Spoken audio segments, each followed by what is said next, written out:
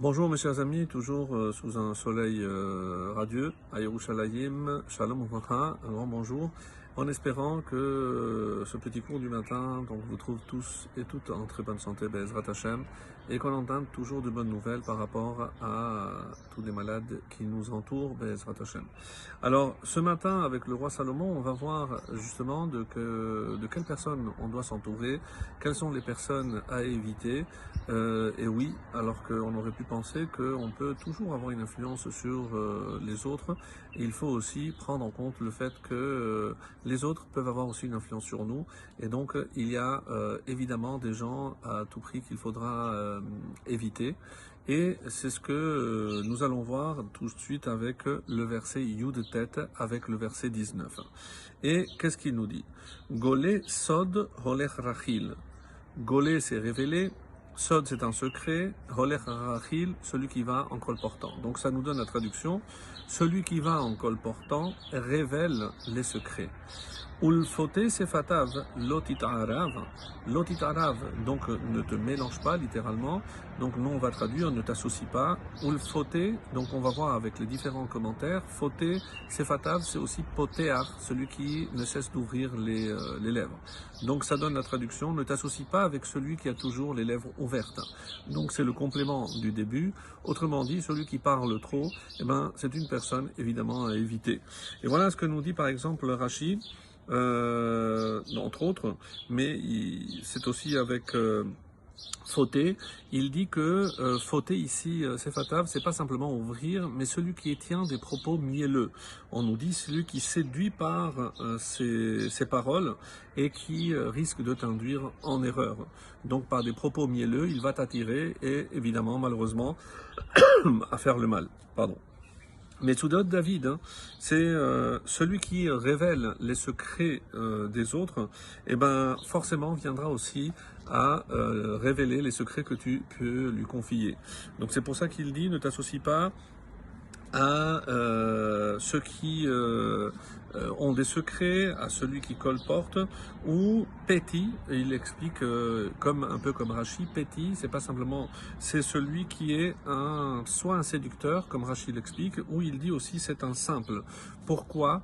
Parce que dans le sens de petit, c'est celui qui ouvre la bouche, mais en toute naïveté. Donc c'est pas quelqu'un qui est animé de méchanceté ou autre, mais en toute candeur, quelqu'un qui est un peu candide, donc il va répéter ce qu'on lui a confié, évidemment, alors que c'est des propos qui n'auraient pas dû être dévoilés. Donc il faut faire attention donc à qui on adresse nos différents propos.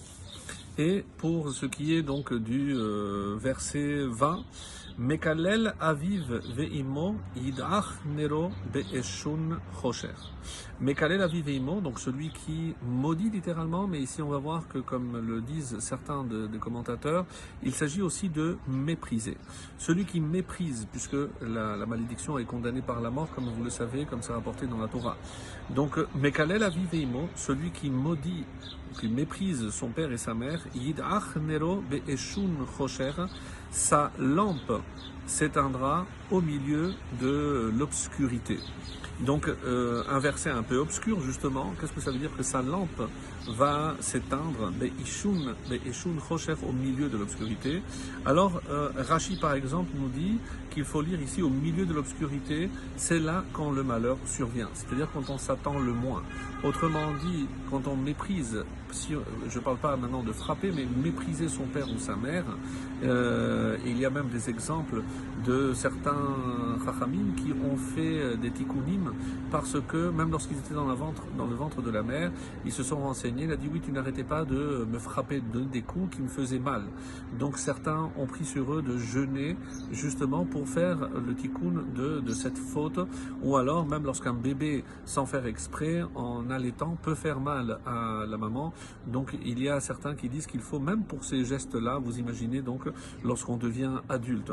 Alors Rashi dit que même s'il n'y a pas de témoin bien entendu, mais il faut savoir que le milieu de la nuit, c'est là lorsque le malheur survient, il t'arrivera forcément quelque chose. Le Gaon de Vilna nous dit que la différence entre Av et M ici, Av c'est le Melamed Torah, c'est celui qui nous enseigne la Torah, et M ici c'est les mitzvot. Donc on méprise et la Torah et les mitzvot. C'est comment il le dit, parce que Or c'est la Torah, on le sait, et Ner c'est mitzvah, qui ner mitzvah vetora or. Donc on parle de cela et on méprise justement et la Torah et les mitzvot. Et qu'est-ce qui va lui arriver? Il sombrera malheureusement dans l'obscurité, parce que la Torah est appelée évidemment la lumière, et celui qui méprise cette lumière, eh ben, il risque de passer le restant de ses jours dans l'obscurité. Alors attachons-nous à la lumière, suivons ces enseignements magnifiques du roi Salomon, et en vous souhaitant très très bonne journée à tous.